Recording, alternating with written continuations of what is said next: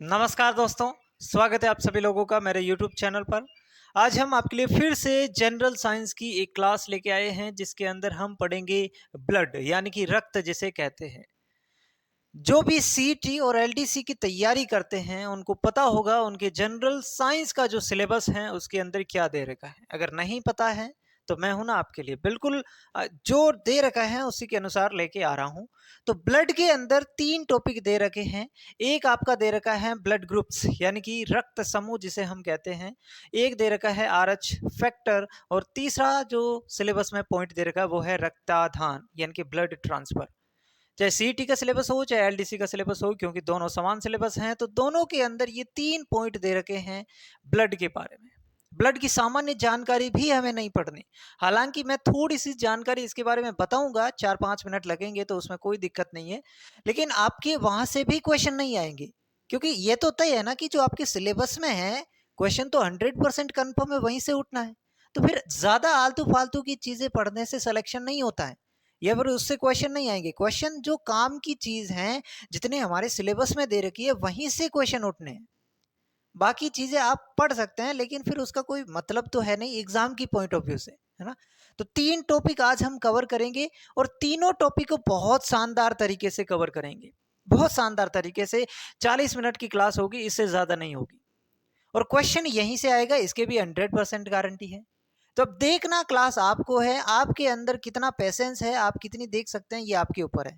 मेरी तो ये आपसे रिक्वेस्ट रहेगी कि आप जो है एक बार ये 30 से 40 मिनट फोकस्ड होके मेरे साथ कंसंट्रेट होके बैठ जाइए। अगर आपको क्लास समझ में नहीं आए तो इसकी गारंटी मेरी है, फिर आगे आप नहीं देख सकते हैं, वो आपकी मर्जी है। लेकिन मैं कहता हूं अगर आपने एक बार ध्यान से ये क्लास लगा ली बड़े ही मन से, तो उसके बाद आप नेक्स्ट क्लास का वेट करोगे, ये मैं गारंटी से कह सकता हूँ। ठीक है, तो पूरी क्लास आप देखेंगे और नोट्स आपको बनाने की ज़रूरत नहीं है। अगर आप बहुत अच्छे बच्चे हो कि मैं तो नोट्स बनाऊंगा ही बनाऊंगा, है ना, अपने खुद के नोट्स बनाऊंगा, तो आप बना सकते हैं। बाकी आप सिर्फ ध्यान से सुनो समझो। इसके नोट्स में आपको मनी जानी टेलीग्राम चैनल ज्वाइन कर लेना, वहां पे दे दूंगा complete detail notes, short notes, सब कुछ वहां पे मैंने आपको यहाँ पे जो कुछ भी पढ़ाऊंगा सिर्फ 2 पेज के नोट्स वहां पे आपको मिल जाएंगे, तो वहां से आप डाउनलोड कर लेना। बहुत ही अच्छे तरीके से यहाँ पे जो भी पढ़ाया वही वहां पे लिखा हुआ है, ठीक है, तो आपको समझने में कोई प्रॉब्लम नहीं होगी। ठीक है, तो स्टार्ट करने से पहले एक छोटा सा निवेदन ये भी रहेगा कि आप दोस्तों के साथ शेयर करेंगे, नीचे शेयर का बटन लगा हुआ है, 1-2 लोगों के साथ शेयर करेंगे तो ज्यादा से ज्यादा लोगों तक क्लास पहुंच पाएगी, जिससे बहुत लोगों का फायदा होगा। ठीक है, और सब्सक्राइब आप कर सकते हैं अगर आपको क्लास पसंद आए तो। ठीक है, चलो शुरू करते हैं। सबसे पहले मैंने जैसा कि कहा ब्लड के अंदर 3 ही टॉपिक हमारे दे रखे हैं, तो ब्लड की सामान्य जानकारी उसमें नहीं दे रखी, लेकिन फिर भी हम ब्लड के बारे में थोड़ी सी बातें जानते हैं। क्वेश्चन 90% गारंटी है नहीं आएगा, लेकिन 1-2% या 5% हो सकता है आ भी जाए। ठीक है, क्योंकि बेसिक इन्फॉर्मेशन ब्लड को पढ़ने से पहले होनी ही चाहिए। ठीक है, तो थोड़ी सी जानकारी मैं आपको बता दूं। ब्लड जो होता है उसके बारे में एक पॉइंट तो आपको ये ध्यान रखना है। सबसे पहले तो ब्लड होता क्या है। शरीर के अंदर, हमारे शरीर में खून पाया जाता है, लाल रंग का खून होता है, ये तो आपको पता है कि हमारे शरीर में जो खून होता है वो लाल रंग का होता है। लेकिन ये खून हमारे शरीर में करता क्या है, इसका रीजन क्या है। अगर खून शरीर में नहीं होगा तो क्या होगा। अब आप कहेंगे सर शरीर में अगर खून नहीं होगा तो मर जाएंगे, तो ये तो साइंस वाले बच्चे का जवाब तो है नहीं कि खून नहीं होगा तो मर जाएंगे। खून क्या काम करता है हमारे शरीर में। हमारे शरीर में खून जो है वो क्या करता है, जो पोषक पदार्थ हैं, जैसे कि हमने रोटी खाई, ठीक है, सब्जी खाई, तो डाइजेस्टिव सिस्टम ने उसको क्या किया, पाचित किया, और पाचित करके उसमें से जो मेन चीजें थी, मेन जो पोषक तत्व थे उसको एब्जॉर्ब कर लिया। अब क्यों एब्जॉर्ब किया, ताकि हमारे शरीर को एनर्जी मिले। लेकिन क्या हमारे शरीर को एनर्जी सिर्फ यहाँ पे एब्जॉर्ब करने, बड़ी आंत में उसको एब्जॉर्ब किया जाता है, तो केवल बड़ी आंत को ही एनर्जी चाहिए क्या। शरीर के हर एक भाग को एनर्जी चाहिए, चाहे वो ब्लड हो, चाहे वो पैर हो, चाहे वो गर्दन हो, शरीर के हर भाग को एनर्जी चाहिए। और एनर्जी आएगी कहाँ से, जो भोजन एब्जॉर्ब हुआ है पाचित होने के बाद में, जो पोषक तत्व एब्जॉर्ब हुए। तो अब वो जो पोषक तत्व है, उन पोषक तत्वों को पूरे शरीर में लेके जाने का जो काम करता है, यानी कि उसके लिए एक जो माध्यम है, एक स्थान से दूसरे स्थान पर पोषक तत्व को ले जाने का काम जो करेगा वो करता है रक्त। क्या केवल पोषक तत्व ले जाते हैं? बिल्कुल नहीं। हमारे शरीर के अंदर अगर कोई अपशिष्ट पदार्थ भी बन रहे हैं तो उस अपशिष्ट पदार्थ को भी एक जगह से दूसरी जगह पर ले जाने का काम भी ब्लड ही करता है। यानी कि एक तरीके से हम ये कह सकते हैं कि हमारे शरीर के अंदर कोई सामान, कोई चीजें एक स्थान से दूसरे स्थान पर ले जाने हैं तो उसके लिए जो माध्यम होता है वो क्या होता है? ब्लड होता है ना? कोई एक स्थान से दूसरे स्थान पे कोई व्यक्ति जाना चाहेगा तो उसके लिए कोई ना कोई माध्यम उसे चाहिए। तो उसी प्रकार हमारे शरीर के अंदर भी एक माध्यम होता है जो एक स्थान से दूसरे स्थान पर अपशिष्ट पदार्थों को या पोषक तत्वों को या अपन यूं कह सकते हैं विभिन्न पदार्थों को एक स्थान से दूसरे स्थान पर ले जाने के लिए माध्यम की तरह कार्य करता है। तो इसको मैं लिख देता हूं, इसमें किसी को कोई डाउट होना ही नहीं चाहिए। शरीर में विभिन्न पदार्थों में इसमें पोषक पदार्थ भी हो सकते हैं, इसमें अपशिष्ट पदार्थ भी हो सकते हैं। विभिन्न पदार्थों को एक स्थान से दूसरे स्थान पर ले जाने का कार्य करता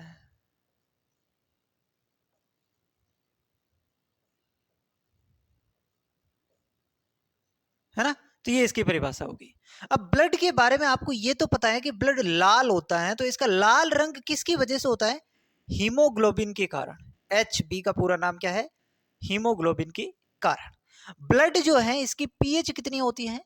7.4, ठीक है, या इसके आसपास आपके एग्जाम में आ जाएगी। 7.35 आ गई तो भी टक लगा देना, 7.45 आ जाए या दोनों के बीच में कोई रेंज आए तो भी टक लगा देना। 7.4 यहाँ पे इसकी पीएच होती है। तीसरा पॉइंट याद रखना, ब्लड जो है वो तरल होता है, ये तो आपको पता ही है, इसलिए ये जो है वो तरल संयोजी उत्तक इसे कहते हैं। संयोजी उत्तक क्या होता है? कनेक्टिव टिश्यू होता है, ठीक है। तो ब्लड क्या है? तरल संयोजी उत्तक होता है। तो अभी हमने ब्लड के बारे में 4 बातें बताई, चारों आपको पता होनी चाहिए, चारों क्वेश्चन है, चारों के चारों क्वेश्चन है, ठीक है। तो ब्लड क्या है? एक तरल संयोजी उत्तक होता है।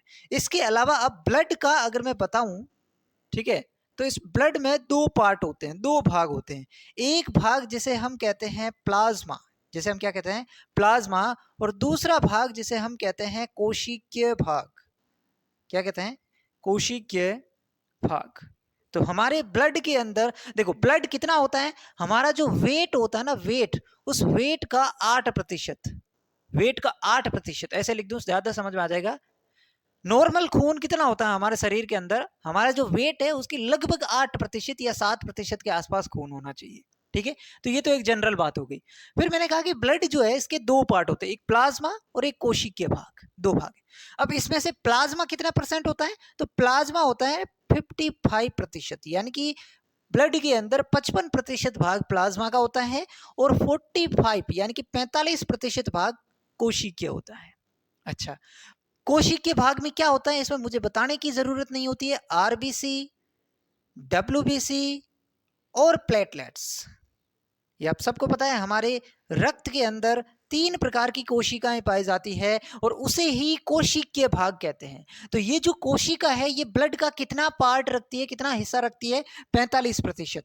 आरबीसी, डब्ल्यूबीसी और प्लेटलेट्स। आरबीसी को हिंदी में लाल रक्त कणिका, सफेद रक्त कणिका, और प्लेटलेट्स को प्लेटलेट्स। इसके और नाम है, ध्यान में रखने ला। आरबीसी को कहते हैं एरिथ्रोसाइट, डब्ल्यूबीसी को ल्यूकोसाइट और प्लेटलेट्स को थ्रोम्बोसाइट्स, ठीक है। तो ये इसके जो नाम है ये भी आपको ध्यान में होने चाहिए, लिख लेना। आरबीसी को एरिथ्रोसाइट, डब्ल्यूबीसी को ल्यूकोसाइट और प्लेटलेट्स को थ्रोम्बोसाइट्स। सबसे ज्यादा संख्या में आरबीसी होती है, ठीक है, सबसे ज्यादा। इसमें भी कोशिका में भी सबसे ज्यादा मात्रा में कौन होती है? सबसे ज्यादा मात्रा में होती है आरबीसी और सबसे कम मात्रा में होती है डब्ल्यूबीसी, ठीक है। तो ये चीज भी आप ध्यान में रख सकते हैं। अब प्लाज्मा जो जिसका 55% भाग ब्लड में होता है, इस प्लाज्मा के अंदर 92% क्या होता है? जल होता है, पानी होता है, और बाकी का जो 8% भाग है उसमें प्रोटीन्स पाई जाती है। कुछ अलग अलग प्रकार की प्रोटीन्स यहाँ पे पाई जाती हैं। अब कुछ बच्चों को कंफ्यूजन होगा, 92% भाग पानी ब्लड में होता है, तो ऐसा नहीं है। ब्लड में 92% भाग पानी नहीं होता है। प्लाज्मा का जो भाग होता है ना, उस प्लाज्मा का 92% पानी होता है। प्लाज्मा 55% है, इस प्लाज्मा का 55% का बोरानो प्रतिशत पानी होता है। समझ गए होंगे, इसमें कोई ज्यादा दिक्कत वाली बात है ही नहीं। तो ये ब्लड के बारे में सामान्य जानकारी मैंने आपको बता दी। अगर क्वेश्चन बनता है तो यहां से बन सकता है, लेकिन ये हमारे सिलेबस में नहीं दे रखा, ये भी मैं बता देता हूं। अब हमारा जो है मेन टॉपिक यहाँ पे आने वाला है। मेन टॉपिक हमारा यहाँ पे आने वाला है। जैसे कि मैं यहाँ पे स्टार्ट करूं, ब्लड ग्रुप को बताने से पहले मैं कुछ एक कहानी आपको बताता हूं, ध्यान से सुनते रहना इस कहानी को। देखो, एक आपने सुना होगा रक्त परिसंचरण तंत्र, ठीक है, रक्त परिसंचरण तंत्र। रक्त परिसंचरण तंत्र क्या मतलब होता है? रक्त परिसंचरण तंत्र का, परिसंचरण का मतलब खून का बार बार शरीर में घूमना, चक्कर लगाना, उसे ही परिसंचरण कहते हैं। और चक्कर तो लगाता ही, आपको पता ही है, शरीर के अंदर खून क्या करता है? घूमता रहता है। क्यों घूमता रहता है? क्योंकि इसको कोई ना कोई चीजें कहीं ना कहीं किसी जगह पे पहुंचानी पड़ती है, तो इसलिए ये लगातार राउंड लगाता रहता है। और जब बार बार चक्कर लगाता है तो उसे कहते हैं परिसंचरण तंत्र। तो इस परिसंचरण तंत्र की खोज किसने की? एक वैज्ञानिक है जिसको आप नाम को ध्यान में रखना, विलियम हार्वे। वैज्ञानिक का नाम क्या है? William Harvey. विलियम हार्वे नाम के वैज्ञानिक ने रक्त परिसंचरण तंत्र की खोज की, और इन्होंने एक बात बताई जो बहुत इंपॉर्टेंट बात है, ध्यान से सुनना। इन्होंने सर्वप्रथम ये बताया, सर्वप्रथम ये बताया कि रक्त वाहिनियों में बहता है, या नलियों में कह सकते हैं।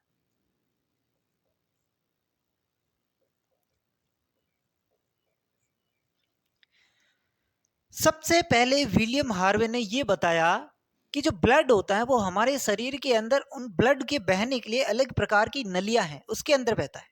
अब आप कहेंगे सर इसमें कौन सी बड़ी बात है, ये तो हमें पता ही था। तो किसी ने तो पहले बताया होगा, किसी ने तो पहले खोज की होगी ना कि भाई ब्लड जो है वो नलियों में बहता है, तब जाके आपको पता चला। ठीक है, वो तो बात, लेकिन पहले लोग ये नहीं समझते थे। आज अपन को तो पता है कि रक्त जो है वो अलग अलग प्रकार की जो नलियां हैं हमारे शरीर के अंदर, उसके अंदर बहता है खून। लेकिन पहले लोग ये समझते थे कि हमारा जो शरीर है ना, उसके अंदर पूरे के अंदर खून भरा है। और ऐसा अगर आप सोचे तो ऐसा ही लगता है जैसे कि मुझे यहाँ पे चोट लगी, यहाँ पे चोट लगी, कहीं पे भी चोट लगी तो वहां से खून तो आएगा, फिक्स है। तो इसका मतलब उन लोगों को ये लगता था कि ब्लड हमारे शरीर पूरे के अंदर भरा रहता है, पूरे शरीर में भरा रहता है। ठीक है, तो फिर इस मिथ को, इस कथन को गलत किसने साबित किया? विलियम हार्वे ने। इन्होंने बताया कि जो ब्लड होता है वो हमारी वाहिनियों के अंदर, हमारे शरीर में नलियों के अंदर बहता है, एकदम खुला नहीं होता पूरे शरीर में। अलग प्रकार की इसके लिए पाइप है, ये नलियां हैं, ट्यूब से उसके अंदर बहता है। तो ये बात बहुत इंपॉर्टेंट है। और इससे ये पता चला, इस बात से हमें क्या समझ में आता है कि रक्त नलियों में बहता है? इसे क्या समझ में आता है? सोचो जरा, ध्यान से सोचो, इससे हमें क्या समझ में आता है? इसे हमें रक्त आध्यान, ब्लड ट्रांसफर जैसी प्रक्रिया समझ में आई। क्यों? क्यों पहले क्यों समझ में नहीं आई? पहले ये समझ में इसलिए नहीं आई, ब्लड अगर नलियों में बह रहा है ना, पाइपों के अंदर बह रहा है, तो उन पाइपों के अंदर अगर ब्लड के अंदर कमी हो गई, मान लो किसी व्यक्ति में, तो उस पाइप के माध्यम से हम उसके अंदर ब्लड चढ़ा सकते हैं। इसे ही तो रक्त आध्यान कहते हैं। भाई, व्यक्ति के अंदर एक व्यक्ति से दूसरे व्यक्ति में ब्लड को चढ़ाने की जो प्रक्रिया है उसे रक्त आध्यान यानी कि ब्लड ट्रांसफर। तो यहां इस बात से यह पता चला कि हम ब्लड को ट्रांसफर कर सकते हैं। अगर ब्लड की कमी हो गई किसी व्यक्ति में तो हम ब्लड ट्रांसफर कर सकते हैं।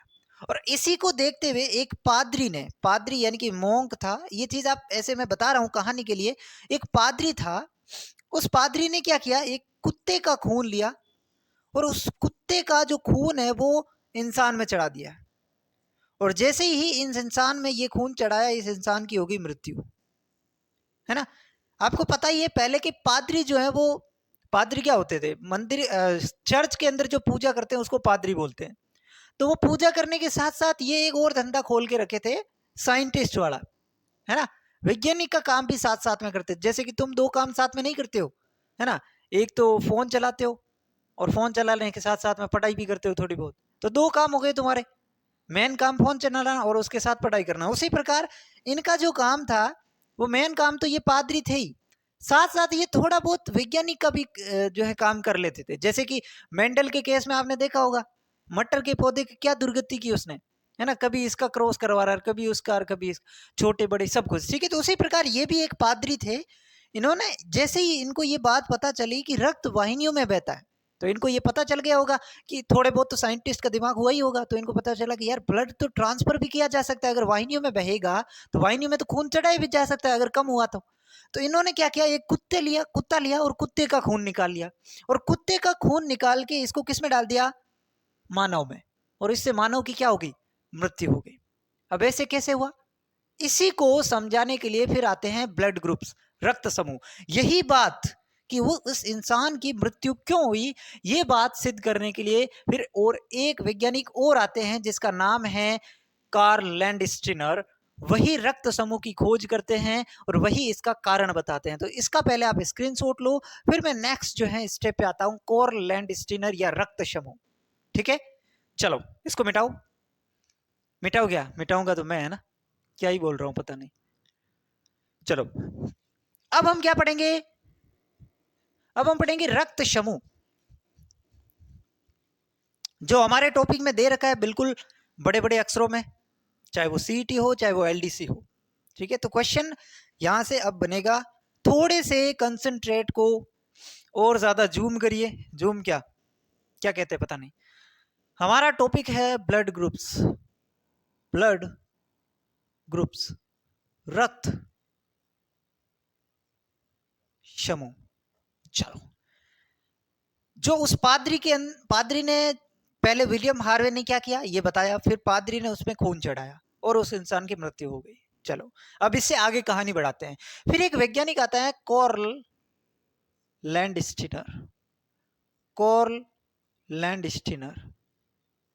ये जो कार्ल लैंडस्टीनर नाम का व्यक्ति है, ये बताता है कि खून जो होता है वो हर एक व्यक्ति में, हर एक व्यक्ति मतलब इंसान पर जो, क्या बोल रहा हूं, धरती पर जो इंसान रहते हैं उसमें अलग अलग प्रकार का खून पाया जाता है, सब में अलग अलग होता है ये नहीं कहा, अलग अलग प्रकार के खून होते हैं, यानी कि 3 या 4 प्रकार के होते होंगे। तो ये सबसे पहले जो बात बताई वो किसने बताई, कार्ल लैंडस्टीनर ने बताया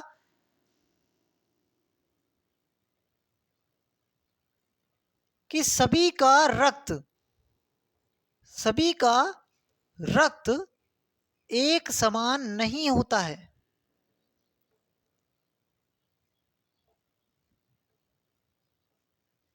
सभी का रक्त एक समान नहीं होता है, ये बात किसने बताई, कार्ल लैंडस्टीनर ने। कैसे पता चला इनको, इन्होंने क्या किया, इनको ये बात कैसे पता चली, इन्होंने जब आरबीसी को ध्यान से देखा, आरबीसी को ध्यान से देखा, तो इन्हें 4 प्रकार की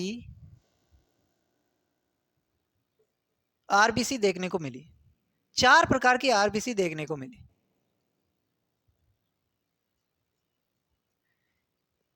एक आरबीसी जिस पर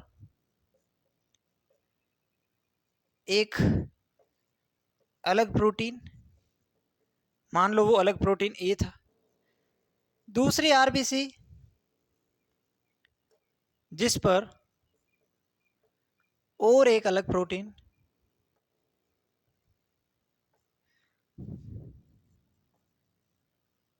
तीसरी आरबीसी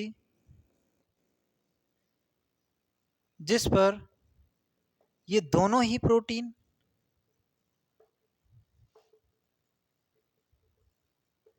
थे, और चौथी आरबीसी, समझा दूंगा भाई, चलो समझा दूंगा, रुको आप पहले लिखने तो दो। चौथी आरबीसी जिस पर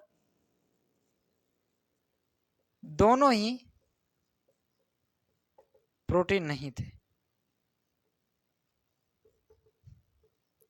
ध्यान से सुनो, मैंने यहां पे कहा कि जो कार्ल लैंडस्टीनर है उन्होंने ये बताया कि सबका खून एक समान नहीं होता है, सबका खून एक समान नहीं होता है। ये बात इन्होंने इंसान की कि सभी इंसानों का, ऐसे लिख दो, सभी इंसानों का खून एक समान नहीं होता है। तो अब ये तो आपको बात समझ आ गई कि कुत्ते की खून चढ़ाने से उस व्यक्ति की मृत्यु कैसे हुई, भाई जब सभी इंसानों का आपस में खून समान नहीं है तो आपने एक प्रजाति अलग उठा ली, आपने तो सेम प्रजाति भी नहीं थी, है ना। यहाँ पे ये कहना चाह रहे हैं कि अगर आप सेम प्रजाति के दो लोगों के बीच में अगर आप खून चढ़ाते हैं तो भी वो व्यक्ति मर सकता था ना। लेकिन यहाँ पे तो उसने प्रजाति चेंज कर दी, कुत्ते का खून मनुष्य में चढ़ा दिया तो वो तो बिल्कुल ही डिफरेंट होगा, है ना। तो यहाँ पे तो बात इन्होंने और भी स्पष्ट कर दी कि एक ही प्रजाति के जीव, जैसे कि इंसान एक ही प्रजाति के, तो उसके अंदर भी अलग अलग प्रकार का रक्त हो सकता है।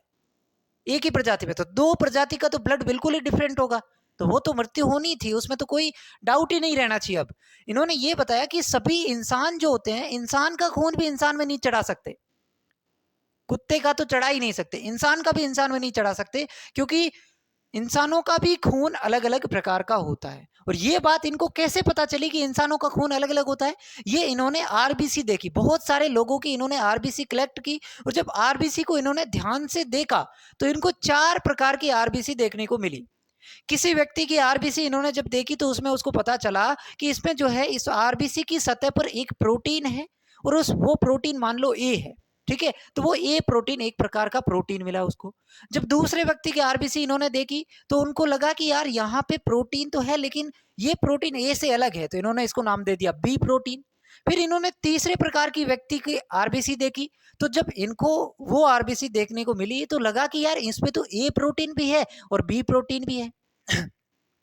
जब चौथे व्यक्ति की आरबीसी इन्होंने देखी तो इनको इनको लगा कि यार इस पे न तो प्रोटीन ए है और न तो प्रोटीन बी है। फिर जब इन्होंने पांचवें व्यक्ति की देखी तो फिर वही इन चारों में से कोई रिपीट हो गई, मान लो रिपीट हो गई, उस पे ए प्रकार की थी। पांचवी बात छठी देखी तो इनको देखा कि यार इस पे कोई भी नहीं है। सातवीं देखी तो यार इस पे दोनों है, यानी कि फिर ये चार जो इन्होंने अलग अलग देखी उसके बाद ये रिपीट होने लगी, है ना। तो फिर इन्होंने ये कौन से जो कंक्लूजन निकाला कि आरबीसी जो होती है वो 4 प्रकार की होती है। कैसे 4 प्रकार की होगी? एक आरबीसी है जिसपे एंटीजन ए होता है ना। एंटीजन क्या होते हैं? एंटीजन क्या होते हैं यहां पे मैं लिख देता हूं। आरबीसी की सतह पर मिलने वाले प्रोटीन, यानी कि ये जो प्रोटीन ए और प्रोटीन बी मिल रहे थे यही तो एंटीजन है, इसी को तो हम एंटीजन कहते हैं, और कोई अलग एंटीजन नहीं है। जैसे कि आरबीसी पर एक अलग प्रोटीन ए मिल रहा है, ठीक है, तो वो ए एक एंटीजन, उसको नाम दे दिया। आरबीसी की सतह पर जो प्रोटीन मिलता है उसी को एंटीजन कहते हैं, कोई अलग चीज नहीं है एंटीजन, ठीक है। फिर इन्होंने दूसरी आरबीसी पर एक और एंटीजन मिला जिसको एंटीजन बी कह दिया। फिर तीसरी पे दोनों ही एंटीजन मिल गए, यानी कि एंटीजन ए भी मिल गया, एंटीजन बी भी मिल गया, और चौथी प्रकार में कोई एंटीजन नहीं मिला। तो 4 प्रकार की आरबीसी है, और इसी के आधार पर फिर हम 4 प्रकार के ब्लड ग्रुप्स पढ़ते हैं, इन्हीं 4 प्रकार की आरबीसी के आधार पर। लेकिन कितने प्रोटीन या कितने एंटीजन के बेसिस पे ब्लड ग्रुप होते हैं, इन 2 एंटीजन के आधार पर हम 4 प्रकार के ब्लड ग्रुप पढ़ते हैं। एक बार इसको आप समझ ले तो फिर हम ब्लड ग्रुप्स पे आते हैं। एक बार इसको अगर आप ध्यान से समझ लेते हैं तो फिर हम ब्लड ग्रुप्स पे आते हैं, ठीक है। तो एंटीजन कितने होते हैं? एंटीजन ए है और एंटीजन बी है, 2 एंटीजन मिलते हैं, ठीक है। इन्हीं 2 एंटीजन के आधार पर, इन्हीं 2 एंटीजन्स के आधार पर 4 प्रकार के ब्लड ग्रुप पाए जाते हैं। कितने प्रकार के? 4 प्रकार के ब्लड ग्रुप पाए जाते हैं। कैसे पाए जाते हैं अभी हम सीखेंगे, लेकिन पहले आप इतना समझ लो, 4 प्रकार के ब्लड ग्रुप पाए जाते हैं, ठीक है। इसको आप नोट कर लो, फिर हम आगे बढ़ते हैं। चलो अब हम ब्लड ग्रुप्स की बात करेंगे। फाइनली हम ब्लड ग्रुप्स की बात करने वाले हैं कि ब्लड ग्रुप्स क्या होते हैं। बहुत आसान है, बहुत ही आसान है, कुछ भी नहीं है। देखो ब्लड ग्रुप जो होते हैं, इधर मैं लिखूंगा ब्लड ग्रुप, ब्लड ग्रुप, ठीक है। यहां पे मैं लिखूंगा इसमें कौन सा एंटीजन है, यहां पे मैं लिखूंगा इसमें कौन सी एंटीबॉडी है, यहां पे मैं लिखूंगा किसे दिया जा सकता है, मतलब ये जो खून है इसे आप किसे दे सकते हैं, किसे दिया जा सकता है, और ये किससे ले सकता है, किससे लिया जा सकता है। ये जब मैं बात करूंगा तो और अधिक क्लियर हो जाएगा आपको, लेकिन एक बार आप ध्यान रखना, ये 5 चीजें हमें पढ़नी है। ब्लड ग्रुप कौन सा है, फिर उसके अंदर कौन सा एंटीजन है, फिर कौन सी एंटीबॉडी है, फिर किससे लिया जा सकता है और किससे दिया जा सकता है, 5 चीजें पढ़नी है। अब मैंने बताया एंटीजन जो है या तो एंटीजन ए हो सकता है, या एंटीजन बी हो सकता है, या फिर 4 प्रकार के आरबीसी हमें देखने को मिली। या तो ऐसी आरबीसी थी जिसपे एंटीजन ए था, या ऐसी आरबीसी थी जिसपे एंटीजन बी था, या फिर ऐसी आरबीसी थी जिसमें एंटीजन ए भी था और एंटीजन बी भी था, या फिर ऐसी आरबीसी हमें देखने को मिली जिसमें कोई एंटीजन नहीं था। बताओ इसमें कोई दिक्कत है? इसमें किसी को कोई समस्या है? हो भी क्या सकती है? पीछे जो बात की वही मैंने यहाँ पे की कि जो 4 प्रकार की आरबीसी कोरलैंड स्टीनर को देखने को मिली वो यही तो थी, ए बी और एक जिसमें थी नहीं। ठीक है, तो अब ब्लड ग्रुप में तो कोई दिक्कत आएगी नहीं, जो एंटीजन है ना वही ब्लड ग्रुप है। तो ब्लड ग्रुप ए बी, इसको साथ में लिख देते हैं ए बी, और कुछ भी नहीं है तो इसको क्या कहते हैं? जीरो। जीरो को यहाँ पे हम ओ कह देते हैं। तो ये कोई इस पे ज्यादा इतना ध्यान मत देना, वो तो बोलचाल भाषा में इसको कहने लग गए। ठीक है, ओ कहो कुछ भी कहो। ठीक है, तो 4 प्रकार के ब्लड ग्रुप हो गए, ए बी, ए बी और ओ। ये 4 प्रकार के ब्लड ग्रुप। और ब्लड ग्रुप डिसाइड कौन करता है कौन सा ब्लड ग्रुप कैसा होगा? एंटीजन के आधार पर। ए एंटीजन है तो blood group A, B antigen है तो ब्लड ग्रुप बी, दोनों एंटीजन है तो ए बी, कोई भी एंटीजन नहीं है तो ओ ब्लड ग्रुप। इतना समझ में आया? एंटीजन के आधार पर ही ब्लड ग्रुप का नाम रखा गया है। ठीक है, तो सर एंटीबॉडी कौन सी होगी? Just opposite. जो एंटीजन है उसकी जस्ट अपोजिट एंटीबॉडी होगी। अगर एंटीजन ए है तो यहाँ पे एंटीबॉडी बी पाई जाएगी, क्योंकि अगर समान प्रकार की एंटीबॉडी मिल गई तो फिर वहां पे आरबीसी की डेथ हो जाएगी, और आरबीसी की डेथ हो गई तो फिर इंसान की मृत्यु हो जाएगी फाइनली। ठीक है, तो इसलिए अगर एंटीजन ए है तो एंटीबॉडी ए नहीं हो सकती। क्यों? क्योंकि दोनों आपस में रिएक्शन करके उस आरबीसी की डेथ कर देंगे, और आरबीसी की डेथ होगी तो फिर तो समझ लो गए आप काम से। तो इसमें जस्ट अपोजिट एंटीबॉडी होती है। बी में कौन सी होगी? ये समझ में आ गया? यहाँ पे एंटीबॉडी बी, यहाँ पे एंटीबॉडी ए, यहाँ पे अब देखो कौन सी होगी? एंटीजन ए भी है तो एंटीबॉडी ए नहीं हो सकती, एंटीजन बी भी है तो एंटीबॉडी बी नहीं हो सकती, यानी कि यहाँ पे कोई भी एंटीबॉडी नहीं होती है। और यहाँ पे कोई भी एंटीजन नहीं है, इसका मतलब एंटीबॉडी ए भी है और एंटीबॉडी बी भी है। एंटीबॉडी ए भी है और एंटीबॉडी बी भी है। इसमें कोई दिक्कत है? इसमें कोई दिक्कत है तो मुझे बताइए। कोई दिक्कत नहीं है, सिंपल सा। मैंने कहा जो एंटीजन है वो हमने पता है कौन कौन से होते हैं, उसी के आधार पर ब्लड ग्रुप का नाम है, और जो एंटीजन है उसकी जस्ट अपोजिट एंटीबॉडी होगी। इसमें तो किसी को कोई दिक्कत नहीं है। 4 प्रकार के ब्लड ग्रुप हमारे हो गए, blood group A, blood group B, blood group A B और ब्लड ग्रुप ओ। ठीक है, अब यहाँ पे ये दिक्कत आएगी कि ए ब्लड ग्रुप किसे दे सकता है ना? ए वाले जो है ये खून किसे दे सकता है और ये किससे ले सकता है? 2 कंडीशन मैंने यहाँ पे लिखी हुई है, सबके सामने आपको लिखने हैं कि ए किसे दे सकता है अपना खून और ए किससे ले सकता है। वैसे ही बी के बारे में बात करेंगे तो बी किसे दे सकता है और बी जो है वो किससे ले सकता है। ठीक है, तो ये तो आपको समझ में आ गया कि क्या यहाँ पे लिखना है। अब यहाँ पे एक बात आप ध्यान से सुन लो, 2 बातें सुन लो। 2 बात अगर आप सुन लोगे तो ये भी दोनों आपको समझ में आ जाएगी, आप खुद कर लोगे। देखो, अगर मेरा ब्लड ग्रुप ए है तो मैं ए वाले को खून दे सकता हूं और ए वाले से खून ले भी सकता हूं। मतलब जो मेरा ब्लड ग्रुप है उस समान ब्लड ग्रुप वाले को मैं खून दे भी सकता हूं और उससे ले भी सकता हूं। इसमें कोई कंफ्यूजन? बिल्कुल कंफ्यूजन नहीं है। जैसे कि अगर किसी का ब्लड ग्रुप ए है तो ए वाले से ए वाले को दे भी सकता है और ए वाले से ले भी सकता है। तो समान को दे सकता है और ले सकता है, कोई दिक्कत नहीं। उसके बाद 2 इंपॉर्टेंट बातें आती हैं, एक ब्लड ग्रुप ओ और एक ब्लड ग्रुप ए बी। ध्यान से सुनना, एक ब्लड ग्रुप ओ और एक ब्लड ग्रुप ए बी। ओ जो होता है इसे कहा जाता है सार्वत्रिक दाता। सार्वत्रिक दाता का मतलब होता है ये सबको ही दे सकता है, चाहे आपका ब्लड ग्रुप कुछ भी हो, आप ओ वाले से ले सकते हो, क्योंकि ये सबको दे सकता है। सार्वत्रिक दाता इसका नाम रखा गया है क्योंकि ये चाहे चारों में से कोई ब्लड ग्रुप हो सबको ही दे सकता है, तो इसे कहते हैं सार्वत्रिक दाता। और एक होता है आपका ए बी, जिसे कहते हैं सार्वत्रिक ग्राही। सार्वत्रिक ग्राही मतलब ग्रहण करने वाला, लेने वाला। तो इसका मतलब ये सबसे ले सकता है। ए बी से तो ले ही सकता है क्योंकि समान वाला समान तो ले ही सकता है, लेकिन ये ए बी के अलावा जो 3 अन्य ब्लड ग्रुप है उससे भी ले सकता है, सबसे ले सकता है, तब इसे कहते हैं सार्वत्रिक ग्राही। तब ये सारणी भरूं मैं, जैसे कि किसे दिया जा सकता है, यानी कि ये खून किसे दे सकता है। ए वाला ए को दे सकता है समान को, बी वाला बी को दे सकता है, ए बी वाला ए बी को दे सकता है और ओ वाला ओ को दे सकता है। कोई कमी नहीं।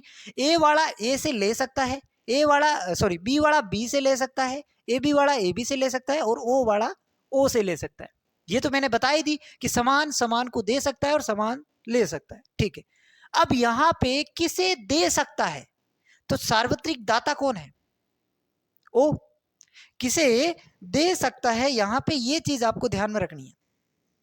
तो ए किसे दे सकता है, जो सार्वत्रिक ग्राही है उसको दे सकता है ना। तो यहां पे ए बी कर दीजिए, यहां पे भी ए बी, यहां पे भी ए बी, यहां पे भी ए बी और यहां पे भी ए बी। समझ में आया ए बी क्यों किया?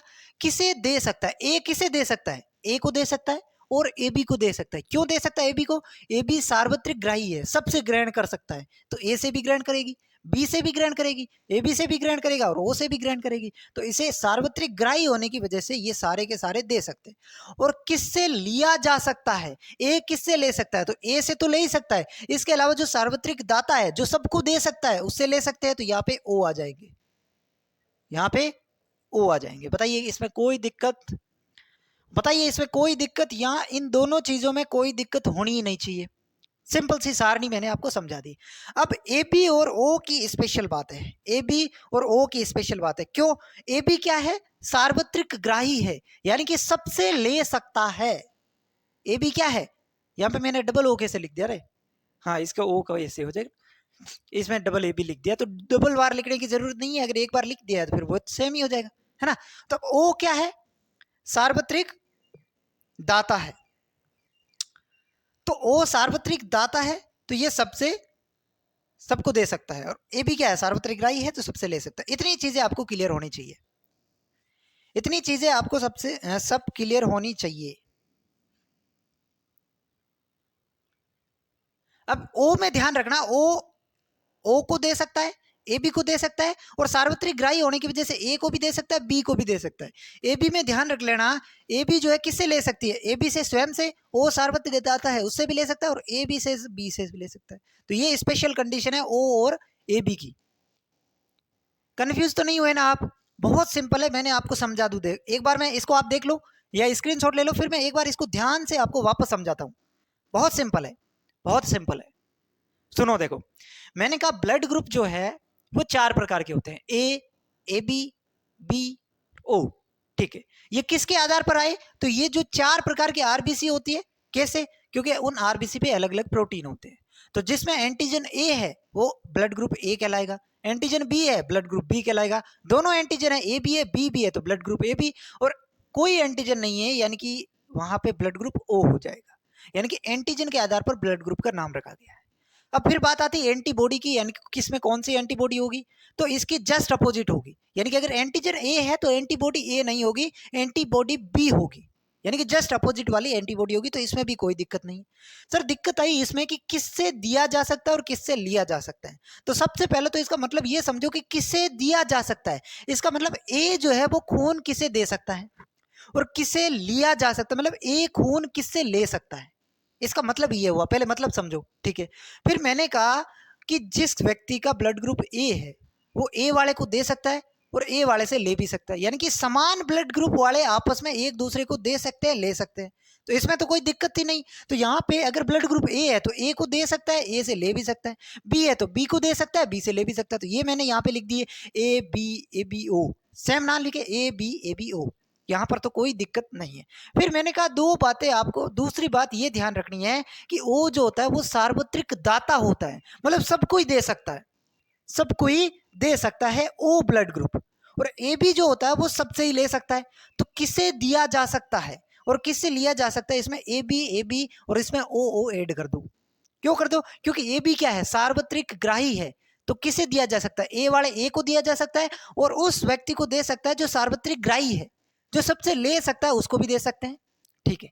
फिर मैंने कहा किससे लिया जा सकता है, तो ए वाला ए से तो ले ही सकता है, और जो सार्वत्रिक दाता है जैसे कि ओ सार्वत्रिक दाता है तो उससे भी लिया जा सकता है क्योंकि वो सबको देता है।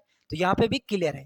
फिर इसको आप जब ध्यान से देखेंगे ओ और ए बी को, तो ये स्पेशल कंडीशन हो जाएगी, क्योंकि ओ अगर सार्वत्रिक दाता है यानी कि सबको ही दे सकता है, तो यहाँ पे आपको ओ वाले में ये ध्यान में रखना है कि किसे दिया जा सकता है, ये ओ वाला सबको दे सकता है क्योंकि सार्वत्रिक दाता है, और किससे लिया जा सकता है तो ए बी वाला जो है वो सबसे ले सकता है। बस ये बातें आपको समझनी थी। इसको आप नोट करो, इसको नोट कर लिया। अब मैं एक तीसरी कहानी और बताता हूं। और कौन सी? पहले कौन सी बताई? पहले मैंने बताया खून उसको उसमें डाल दिया, ठीक है, कुत्ते वाला मनुष्य में।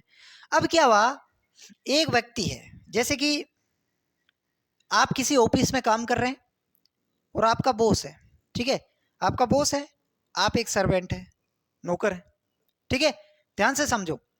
अब बॉस को क्या हुआ, खून की कमी हो गई, बॉस को क्या हो गई, ब्लड की कमी हो गई, बॉस को क्या हो गया, ब्लड की कमी हो गई। तो बॉस को अगर ब्लड की कमी हो गई तो फिर वो अपने सर्वेंट में से किसी को पकड़ के लाता है और कहता है कि तुम मुझे खून दो, मैं तुम्हें थोड़ी बहुत आजादी दे दूंगा ऑफिस में, ठीक है। तो यहाँ पे इसने इसको पकड़ा और इसने इसको खून दे दिया, ठीक है। तो मान लो खून इतना तो पता ही था कि जिसका ए ब्लड ग्रुप है वो ए वाले को दे सकता है, मतलब इसका भी ए होगा, इसका भी ब्लड ग्रुप ए होगा, तो इसने इसको खून दे दिया। तो ये बॉस क्या हो गया, जिंदा रह गया, मरा नहीं, क्योंकि खून की कमी थी और खून इस नौकर ने इसको दे दिया, तो इसको फिर ये एकदम वापस रेडी हो गया, ठीक है। रेडी होने का मतलब समझते हैं या नहीं समझते हैं?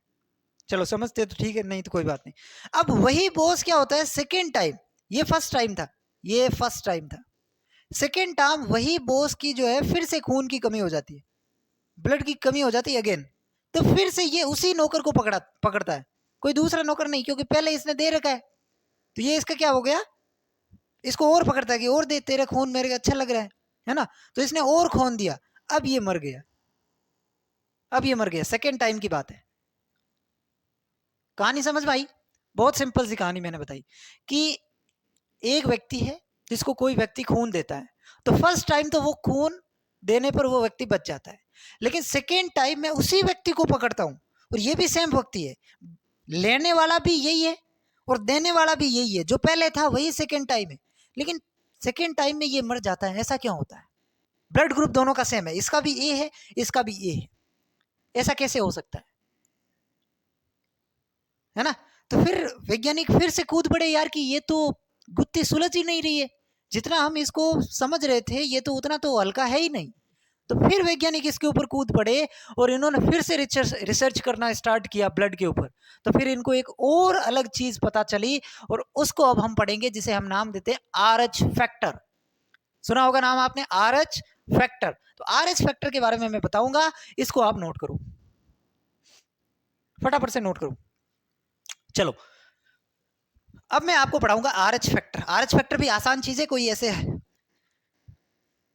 समझ में आ जाएगी बहुत आसान तरीके से। जब कहानी के रूप में आप पूरे को एक पिक्चर के रूप में लेंगे तो आपकी एक पिक्चर बिल्कुल कहानी स्टोरी फॉर्म में याद हो जाएगी आपको, ठीक है। पढ़ना क्या है, आरएच फैक्टर, हिंदी में कहते हैं आरएच कारक। यहां पे क्या होता है, विनस नाम के वैज्ञानिक ने, वैज्ञानिक का नाम याद रखना चाहो तो रख सकते हैं, रिसस नामक बंदर में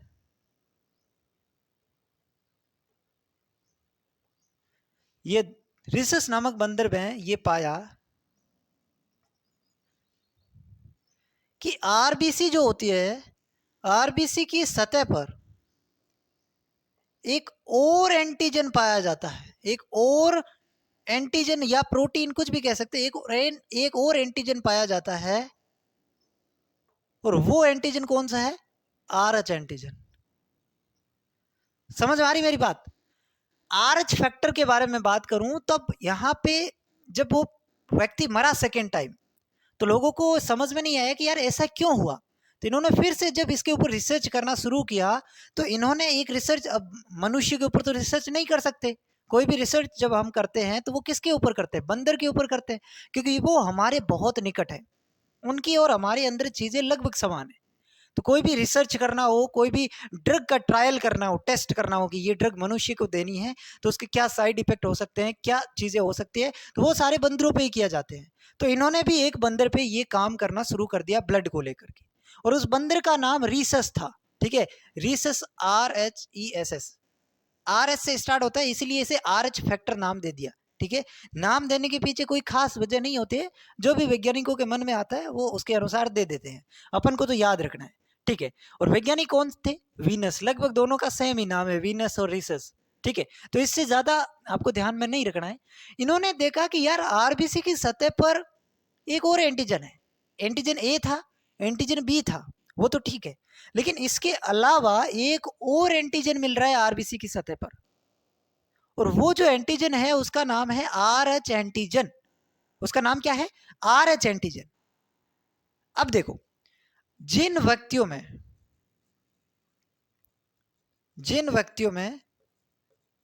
आर एच एंटीजन है वो कहलाएंगे आर एच पॉजिटिव, और जिन व्यक्तियों में आर एच एंटीजन नहीं है वो कहलाएंगे आर एच नेगेटिव। बात समझ में आई मेरी बात समझ में आई? सिंपल सी बात है, क्या समझना है? जिसमें आर एच एंटीजन है उसे हम आर एच पॉजिटिव कहेंगे, और जिसमें आर एच नहीं है वो आर एच नेगेटिव। कैसे? मान लो किसी का ब्लड ग्रुप ए है, मतलब उसकी आरबीसी पर एंटीजन ए है, ये तो हमें पता ही है, लेकिन अगर उसकी आरबीसी पर एंटीजन आर एच भी प्रेजेंट है तो इसे हम कहेंगे ए पॉजिटिव, और अगर इसके आरबीसी पे केवल ए एंटीजन है, आर एच एंटीजन नहीं है, तो इसे कहेंगे ए नेगेटिव। यानी कि अब हर ब्लड ग्रुप की दो कंडीशन हो गई, चाहे ब्लड ग्रुप ए हो, चाहे ब्लड ग्रुप बी हो, चाहे ए बी हो, चाहे ओ हो, हर की दो कंडीशन बन गई। क्योंकि दो कैसे बनी? जिसके अंदर आर एच एंटीजन है उसके ब्लड ग्रुप के ऊपर पॉजिटिव लगा दो, करना कुछ भी नहीं है, आर एच वगैरह वहां पे कुछ ऐड नहीं करना है। जो आपका ब्लड ग्रुप है, मान लो मेरा ब्लड ग्रुप ए है, आपका ब्लड ग्रुप बी है, तो करना है क्या है? सिर्फ पॉजिटिव नेगेटिव लगाना है। कैसे लगाएंगे? आर एच को देख करके, आर एच जिसके अंदर पकड़ते जाते हैं, आर एच है पॉजिटिव लगाया, नहीं है नेगेटिव, आर एच है पॉजिटिव, नहीं है नेगेटिव। ब्लड ग्रुप देखना ही नहीं है कौन सा ब्लड ग्रुप है, ए हो बी हो, उससे हमें अब कोई मतलब नहीं है, वो अलग बात थी, वो हमने एबीओ ब्लड ग्रुप सिस्टम में पढ़ ली। 4 प्रकार के ब्लड ग्रुप होते हैं। यहाँ पे बात सिर्फ प्लस माइनस की है कि जिसके अंदर आर एच एंटीजन प्रेजेंट हुआ जिसके आरबीसी की सतह पे, वो प्लस कहलाएगा, और जिसके आरबीसी नहीं है वो माइनस कहलाएगा। तो इससे अब 4 प्रकार के ब्लड ग्रुप, इससे 4 प्रकार के ब्लड ग्रुप्स 8 प्रकार के ब्लड ग्रुप्स में बंट गए, 8 प्रकार के ब्लड ग्रुप्स में बंट गए। जो ब्लड ग्रुप पहले 4 थे अब वो कितने हो गए? 8 हो गए, क्योंकि हर एक के ऊपर माइनस प्लस लग रहा है। ए है तो ए प्लस, बी है तो B plus B minus, A B है तो A B positive A B negative, O है तो ओ पॉजिटिव ओ नेगेटिव। 8 प्रकार के हो गए ना टोटल। ये पहले कितने थे? 4 प्रकार के, अब 8 प्रकार के हो गए। कैसे? आर एच एंटीजन के बेसिस पे। तो इसमें तो कोई दिक्कत होनी नहीं चाहिए मेरे हिसाब से, तो इसमें किसी को कोई दिक्कत होनी ही नहीं चाहिए। ठीक है, तो अब आपको शायद पता चल गया होगा कि वो व्यक्ति क्यों मरा। नहीं समझ में आया? एक बात और समझा देता हूं, समझ में आ जाएगा। आर एच नेगेटिव व्यक्ति को, आर एच ऐसे लिख लो, पहले ऐसे लिखो, आर एच पॉजिटिव व्यक्ति को आर एच नेगेटिव व्यक्ति ब्लड दे सकता है, दे सकता है। मतलब अगर किसी के अंदर नेगेटिव पॉजिटिव है, कोई भी व्यक्ति आर एच पॉजिटिव है, आर एच पॉजिटिव का मतलब A positive B positive A B positive O positive, तो उसको जो है वो आर एच नेगेटिव वाला ब्लड दे सकता है, उसमें कोई दिक्कत नहीं है। लेकिन आर एच नेगेटिव व्यक्ति को आर एच पॉजिटिव व्यक्ति ब्लड नहीं देता।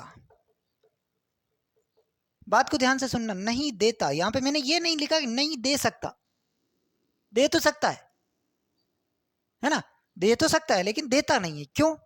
क्योंकि केवल एक बार ही दे पाएगा, सेकेंड टाइम उसकी मृत्यु हो जाएगी। ठीक है, केवल एक बार ही दे पाएगा,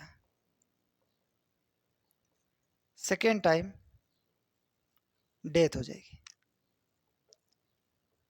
ये मैंने किसकी बात की? इस सेकेंड वाली कंडीशन की बात की कि आर एच नेगेटिव व्यक्ति को आर एच पॉजिटिव वाला ब्लड दे ही नहीं सकता। अगर उसने दे दिया, एक बार दे दिया तो ठीक है, अब सेकेंड टाइम उसको जैसे ही कोई ब्लड देगा तो वो उसके अंदर उसकी मौत हो जाएगी। अब इसका कारण क्या है, इसको हम और क्लियर समझेंगे। एक बार इतना समझो, अब आपको ये बात समझ में आ गई कि उस व्यक्ति की सेकेंड टाइम मृत्यु क्यों हुई। क्योंकि वो जो व्यक्ति था वो आर एच नेगेटिव था, उसका जो ब्लड ग्रुप था वो RH नेगेटिव था, और जो सामने वाले का ब्लड ग्रुप था वो क्या था, RH पॉजिटिव था। समझ में आया? RH नेगेटिव व्यक्ति को RH पॉजिटिव वाला ब्लड केवल एक बार दे सकता है। क्यों? क्योंकि जब सेकेंड टाइम वो उसको ब्लड देगा, तो फर्स्ट टाइम जब उसने ब्लड दिया तो उसके अंदर एंटी RH का निर्माण हो गया, यानी कि एंटीबॉडी RH का निर्माण हो गया। और समान प्रकार के एंटीजन के विरुद्ध अगर समान प्रकार की एंटीबॉडी बनती है तो आरबीसी की डेथ हो जाती है, और आरबीसी की अगर डेथ होगी तो फिर पूरे इंसान की मृत्यु हो जाती है। समझ आया ये कॉन्सेप्ट? उस इंसान की मृत्यु क्यों हुई, एक बार मैं फिर से समझा देता हूँ। उस इंसान का ब्लड ग्रुप था नेगेटिव में, और जिसने दिया उसका ब्लड ग्रुप था पॉजिटिव में। और मैंने ये बात यहाँ पे क्लियर कर दी कि नेगेटिव वाले को पॉजिटिव वाला ब्लड ग्रुप नहीं देता, क्योंकि अगर उसने दे दिया तो एक बार तो दे देगा, उसको कोई दिक्कत नहीं आएगी। लेकिन जैसे ही RH पॉजिटिव वाला RH नेगेटिव को ब्लड देगा तो उसके अंदर एंटीबॉडी RH बनना स्टार्ट हो जाएगी। किसके अंदर? RH नेगेटिव वाले व्यक्ति में। तो अब सेकेंड टाइम जब RH पॉजिटिव वाला ब्लड उसको देगा तो उसके अंदर एंटीबॉडी RH पहले से बनी हुई है, और जैसे ही RH एंटीजन आएगी दोनों आपस में रिएक्शन करेंगे, और समान प्रकार का एंटीजन और एंटीबॉडी रिएक्शन करके आरबीसी की डेथ कोज कर देती है, यानी कि उसका मृत्यु होना तय है। ठीक है? लेकिन RH पॉजिटिव व्यक्ति है, अगर उसके अंदर RH एंटीजन है पहले से, उसको कोई दिक्कत नहीं, उसको RH नेगेटिव वाला दे सकता है, RH पॉजिटिव वाला दे सकता है, उसको कोई दिक्कत ही नहीं है। ठीक है? तो अब इससे ये और ज्यादा क्लियर हो गया कि कौन किसको खून दे सकता है। समझ में आ रही मेरी बात? इससे और ज्यादा क्लियर हो गया। पहले जब A B blood group system हमें पता चला तो ये पता चला कि ए वाला ए को दे सकता है, बी वाला बी को दे सकता है, बाकी ए बी सबसे ले सकता है, वो सबको दे सकता है। वो थोड़ी बातें पता चली। अब यहाँ पे एकदम सटीक पता चल गया, और भी अधिक ये पता चल गया कि कौन किसको खून दे सकता है और कौन किससे खून ले सकता है। ठीक है? तो अब ओ जो है कहाँ पे लिखूं मैंने? यहाँ पे लिख देता हूँ। पहले क्या था? ओ सार्वत्रिक दाता था, अब ओ नेगेटिव सार्वत्रिक दाता होगा, ओ पॉजिटिव नहीं होगा, ओ नेगेटिव सार्वत्रिक दाता होगा, है ना? नेगेटिव वाला खून दे सकता है पॉजिटिव को, पॉजिटिव वाला नेगेटिव को नहीं दे सकता, पॉजिटिव वाला नेगेटिव को नहीं दे सकता, तो नेगेटिव वाला सार्वत्रिक दाता, और ए बी पॉजिटिव जो है वो सार्वत्रिक ग्राही हो जाएगी। तो ये इसके अंदर ध्यान रखना, ये क्वेश्चन आया हुआ एलडीसी के अंदर। सार्वत्रिक दाता रक्त समूह है ओ नेगेटिव। ठीक है? ये बातें आपको ध्यान में रखनी है, इतनी सी बातें आपको ध्यान में रखनी है। अब इसी RH फैक्टर के अंदर एक विशेष केस हम पढ़ते हैं जिसको नाम देते हैं एरिथ्रोब्लास्टोसिस फिटेलिस। ये समझो पहले, मतलब लिखो इसको। अब मैं आपको एक चीज बताता हूं, एक नाम आता है, रोग का नाम आपने सुना होगा, एरिथ्रोब्लास्टोसिस फिटेलिस, सुना होगा आपने। ये क्या है? ये इसी RH फैक्टर से संबंधित ही एक डिजीज है, एरिथ्रोब्लास्टोसिस। थोड़ा सा नाम बड़ा है लेकिन समझना बहुत ही आसान है, एरिथ्रोब्लास्टोसिस फिटेलिस। ये जो रोग होता है इसमें भी RH फैक्टर से संबंधित कोई कमी है, तभी तो हम RH फैक्टर में पढ़ रहे हैं। ठीक है? तो इसमें एक विशेष स्थिति होती है, इसमें एक विशेष स्थिति होती है। विशेष स्थिति क्या होगी? इसमें जो माता होगी, माता वो RH नेगेटिव तथा पिता RH पॉजिटिव होते हैं। समझ आया? ब्लड ग्रुप कुछ भी XYZ मुझे पता नहीं है, लेकिन जो माँ का ब्लड ग्रुप है उसके ऊपर नेगेटिव है, चाहे ए नेगेटिव हो, बी नेगेटिव हो, कुछ भी हो, उसका नेगेटिव है। और पिता का जो ब्लड ग्रुप है वो पॉजिटिव है। पिता का ब्लड ग्रुप क्या है? पॉजिटिव है। ये इसकी एक विशेष कंडीशन है। एरिथ्रोब्लास्टोसिस फिटेलिस में ऐसा ही होता है, माता RH नेगेटिव और पिता RH पॉजिटिव। क्वेश्चन आए कर लेना।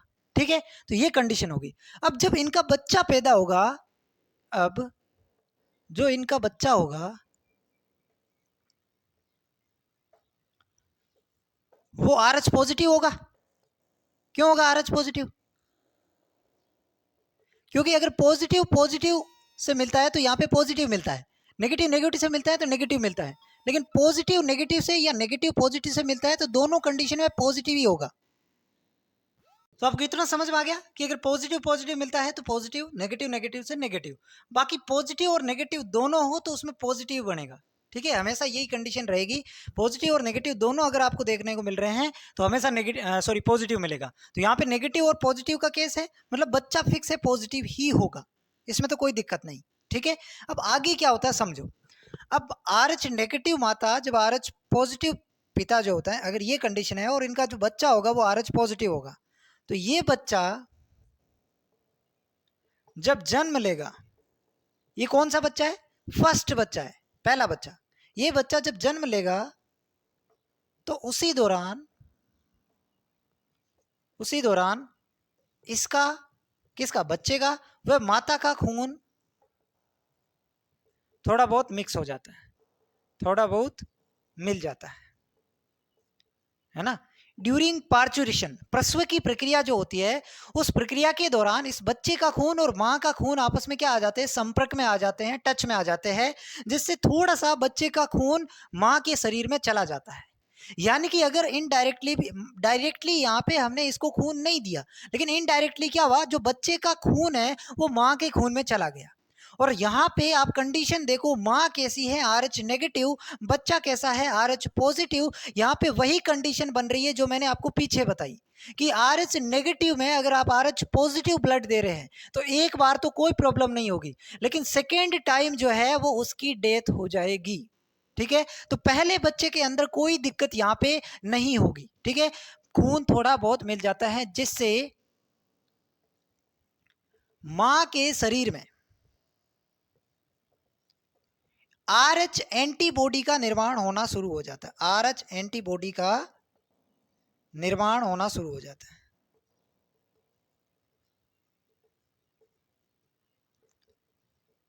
ठीक है, अब सेकेंड बच्चा जब जन्म लेगा तो उस समय भी खून मिलेगा, उस समय भी इन दोनों का खून संपर्क में आएगा।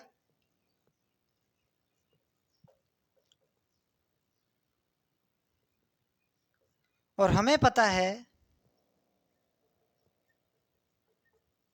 कि ये बच्चा भी RH पॉजिटिव है, और RH पॉजिटिव है, जिससे माता के खून की एंटीबॉडी RH इसके साथ क्रिया करती है और इस बच्चे की फाइनली क्या हो जाती है? मृत्यु हो जाती है। कंसेप्ट समझ में आया? एरिथ्रोब्लास्टोसिस फिटलिस का बहुत सिंपल है। एक बार इसको आप पढ़ो, फिर मैं दोबारा इसको समझाऊंगा। एक बार आप खुद पढ़िए, इसको ध्यान से समझो, बहुत सिंपल है। मैंने कहा एरिथ्रोब्लास्टोसिस फिटलिस जो एक डिजीज है, उसमें जो मां होगी वो RH नेगेटिव है, ये फिक्स कंडीशन है, और पिता होगा वो RH पॉजिटिव होगा।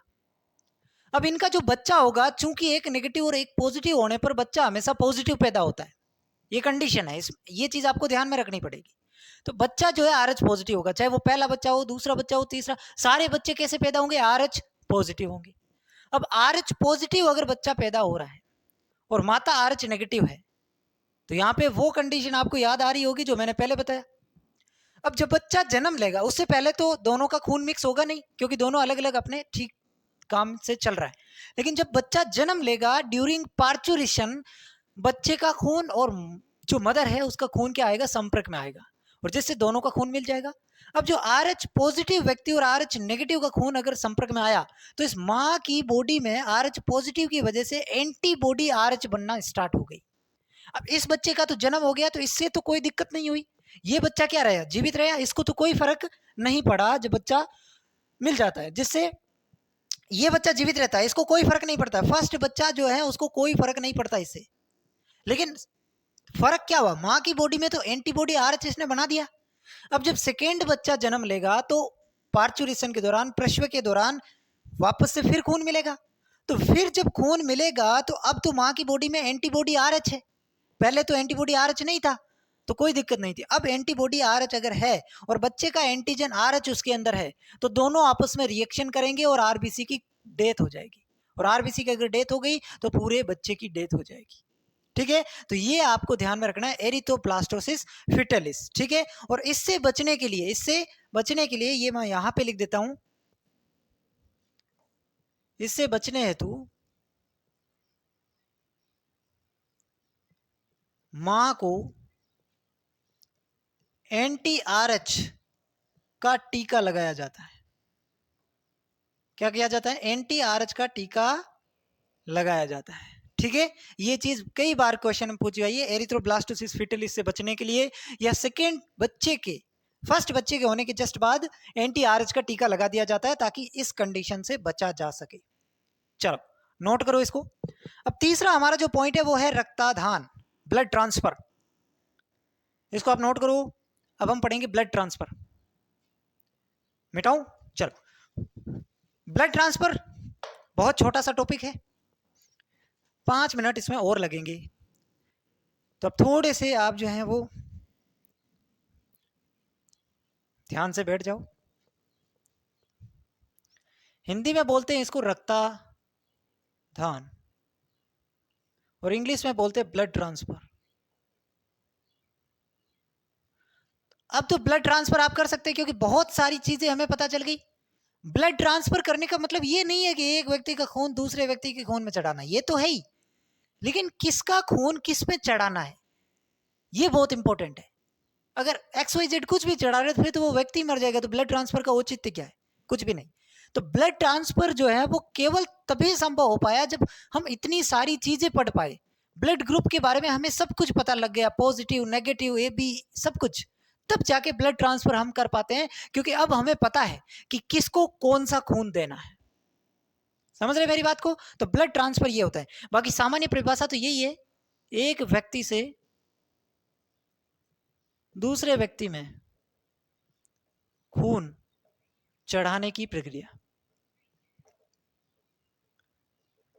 अब कहां से खून चढ़ाते हैं? बिल्कुल ब्लड बैंक से खून आता है हॉस्पिटल में, फिर हॉस्पिटल वाले उस व्यक्ति का ब्लड टेस्ट करते हैं और उसी के अनुसार ब्लड चढ़ा देते हैं।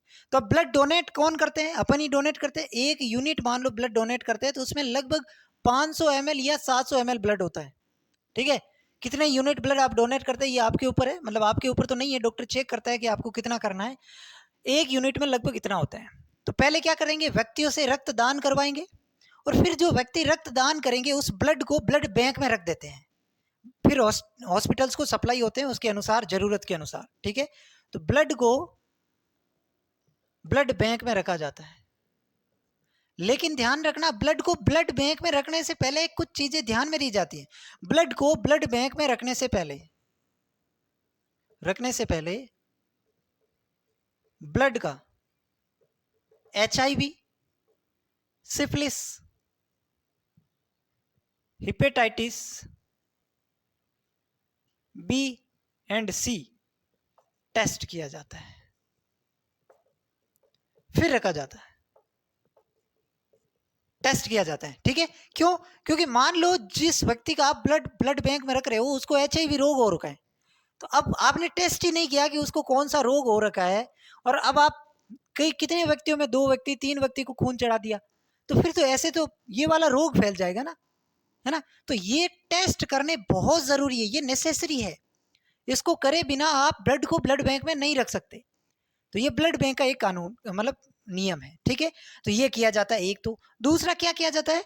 ब्लड को प्लास्टिक बैग में रखा जाता है, प्लास्टिक बैग में रखा जाता है, और उस प्लास्टिक बैग में केवल ब्लड ही नहीं रखा जाता, ब्लड को प्लास्टिक बैग में हिपेरिन तथा CPDA